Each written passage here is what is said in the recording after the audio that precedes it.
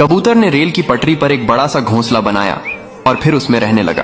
कुछ दिनों बाद कई सारे अंडे दिए और फिर अंडों से छोटे छोटे बच्चे निकले। कबूतर अपने बच्चों के साथ बहुत खुश था, लेकिन बच्चे भूखे थे, इसलिए कबूतर बच्चों के लिए दाना लेने जाता है। कबूतर दाना चुग ही रही होती है कि अचानक तेज स्पीड में एक ट्रेन आती है और कबूतर के ऊपर से गुजर जाती है। कबूतर घायल था।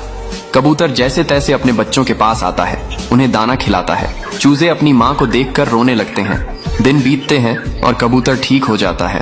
फिर भी कबूतर रोने लगता है। फिर किसी ने लाइक सब्सक्राइब नहीं किया।